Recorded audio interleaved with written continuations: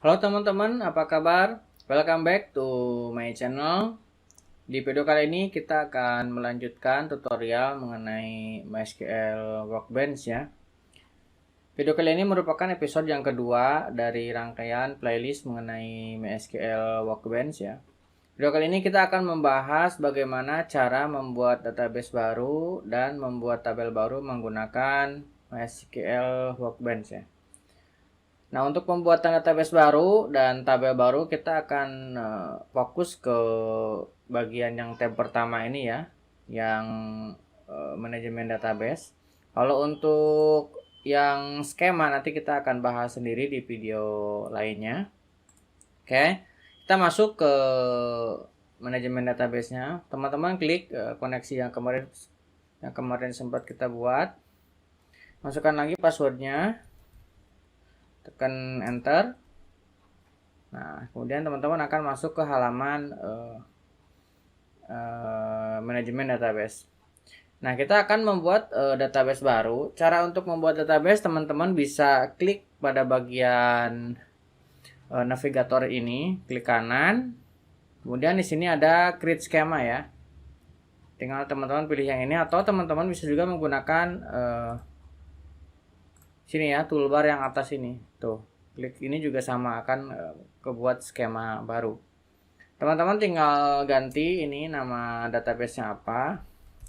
Akan saya buat contoh database. Nah, ini supaya tidak menghalangi kita geser dulu. Oke, geser sini tengah-tengah ya. Oke, ini ada nama database baru. Kemudian di sini ada charset dan collection-nya. Teman-teman bisa pilih sesuai dengan kebutuhan. Misalkan teman-teman mengerjakan project Thailand ya, sesuaikan dengan karakter punya Thailand, ataupun misalkan negara-negara lain yang memiliki karakter khusus sendiri. Kemudian kalau misalkan teman-teman memang global menggunakan ASCII ya, teman-teman tinggal bikin default aja di sini biar kita menggunakan huruf-huruf standar yang dimiliki oleh karakter standar internasional. Oke, ini kalau misalkan teman-teman sudah bikin nama database-nya, teman-teman tinggal klik apply yang ini ya. Klik apply, nanti akan muncul scriptnya di sini. Nah, kalau misalkan teman-teman pernah belajar di data definition language, nah teman-teman di sini kan kita menggunakan create database. Kadang di sini create schema, sebenarnya sama aja. Nanti jadi database baru juga menggunakan create schema. Nah, ini tinggal di apply. Nah, teman-teman lihat yang atas ini, biarkan default aja. Saya juga selama ini belum pernah ubah-ubah ya, ini selalu menggunakan default. Tinggal apply. Nah, ketika sudah di apply, teman-teman bisa lihat lognya. Scriptnya sudah berhasil, successful. Ini tinggal tekan finish kalau sudah. Di sini teman-teman bisa lihat ada database baru nama contoh database. Kalau teman-teman mau edit, teman-teman tinggal sorot pada bagian database. Kemudian di sebelah kanan ini ada kayak icon kunci ya. Teman-teman tinggal klik bagian ini. Nah, nanti akan diarahkan ke, ini kita close dulu yang lain biar gak bingung. Akan diarahkan ke editnya. Dan yang bisa diedit ini hanya collection-nya dan charset-nya aja. Nah, kalau misalkan udah diedit, tinggal apply lagi. Kalau misalkan ada perubahan, tinggal di save. Gitu. Kemudian di sini ada icon satu lagi, tombol kayak icon i ya. Kalau diklik ya hanya informasi aja seperti ini.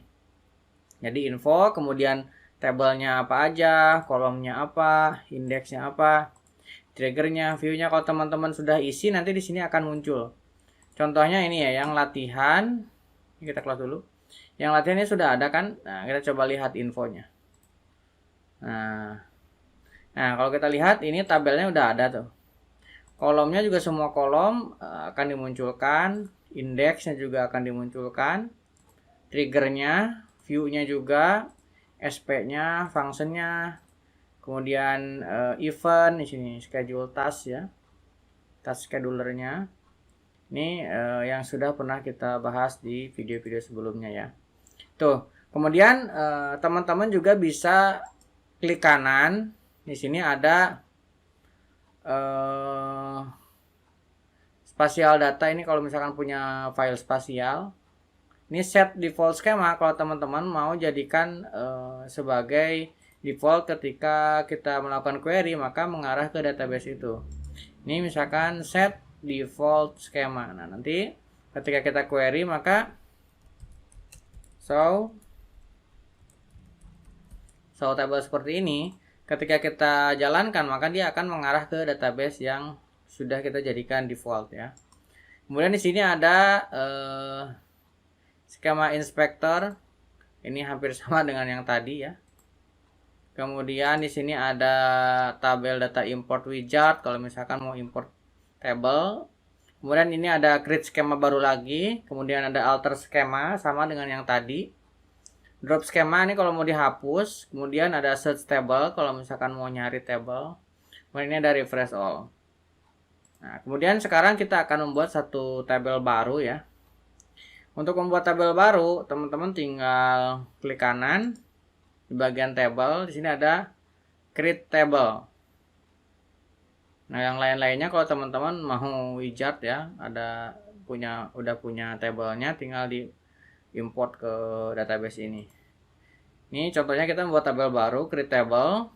Misalkan di sini tabelnya, nama tabelnya new table ya. Di sini ada seperti yang tadi ya, chart set dan collection. Ini teman-teman bisa ubah. Nah, sesuai dengan keinginan teman-teman. Ini juga engine teman-teman bisa ubah juga. Kalau misalkan ini sudah, teman-teman bisa perkecil dengan klik tombol ini ke atas tuh supaya lebih sederhana tampilannya. Nah, di sini teman-teman bisa menambahkan kolom.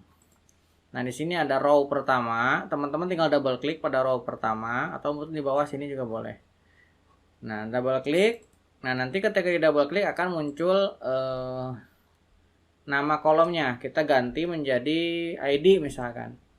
Nah, defaultnya adalah integer, teman-teman bisa ganti sesuai dengan kebutuhan teman-teman. Di sini ada banyak pilihan sesuai dengan tipe data yang dimiliki oleh MySQL. Di sini ada primary key, not null, unique key, terus apa ini? Ini ya, kalau lebih jelasnya di sini teman-teman. Di bagian bawah sini. Ini kan kalau di sini singkatan, kalau yang di sini ini yang versi lengkapnya tidak disingkat. Ini juga sama. Ada sini. Nah, kemudian selanjutnya kita akan tambahkan misalkan nama. Nah, diusahakan ini sama ya, besar-besar semua, kecil-kecil semua. Nama, misalkan ini tetap varchar ataupun teman-teman mau apa juga boleh. Ya, nama biasanya varchar ya. Misalkan tidak boleh kosong. Ini juga ID saya bikin auto increment ya. Kemudian setelah nama kita akan tambahkan alamat. Alamat juga biasanya varchar. Tanggal lahir. Nah, tanggal lahirnya biasanya tipenya adalah date.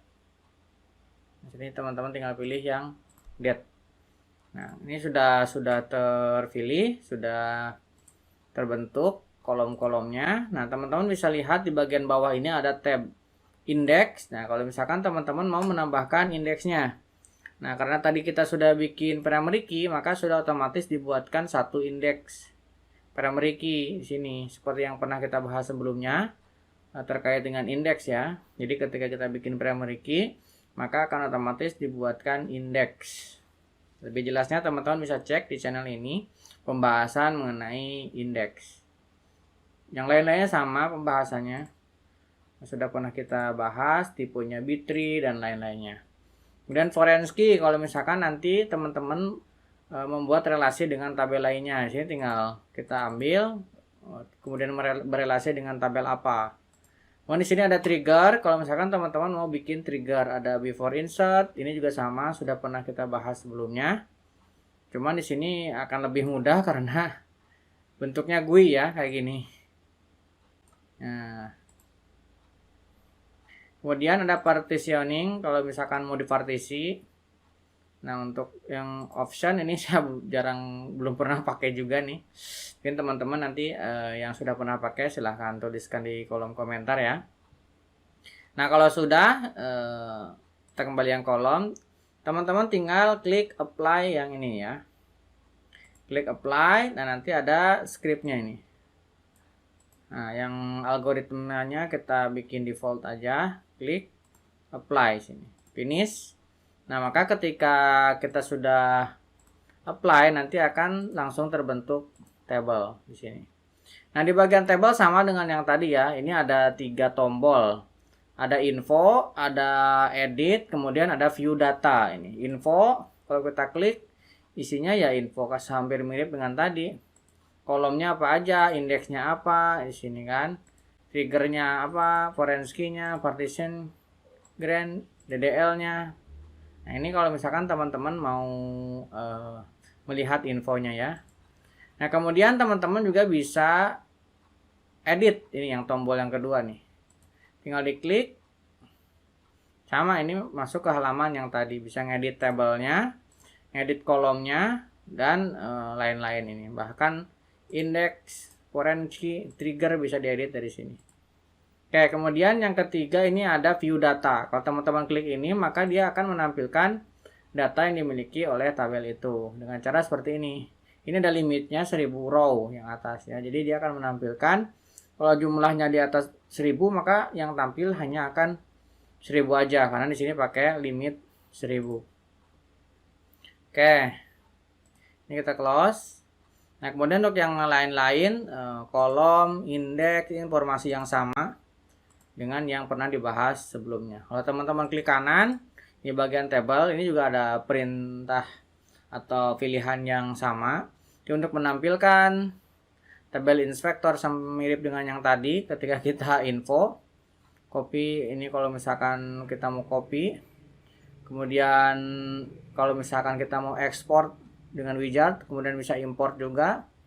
Scale editor juga bisa. Kita bikin tabel baru juga bisa. Nah, kita juga bikin table seperti apa? Seperti misalkan yang ada di sini. Alter table, seperti tadi, kita untuk mengalter tabelnya. Kalau kita klik, ya isinya balik lagi ke yang tadi. Nah, yang lainnya hampir sama. Truncat table kalau misalkan kita mau truncat. Kemudian drop, juga kalau misalkan kita mau hapus.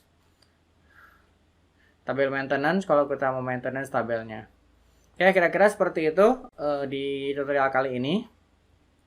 Tutorial kali ini fokus membahas mengenai membuat database baru dan tabel baru menggunakan MySQL Workbench. Jadi kesimpulannya, dengan menggunakan MySQL Workbench ini kita jauh lebih mudah ya dibandingkan dengan menggunakan script. Tapi ya memang kalau orang-orang tertentu yang suka dengan script akan lebih senang menggunakan script. Jadi tergantung juga karakter orangnya sukanya yang mana. Ini kembali ke pribadi masing-masing. Oke, mudah-mudahan itu bermanfaat dan berguna buat teman-teman. Jangan lupa subscribe dan nyalakan tombol loncengnya. Sampai ketemu di video selanjutnya.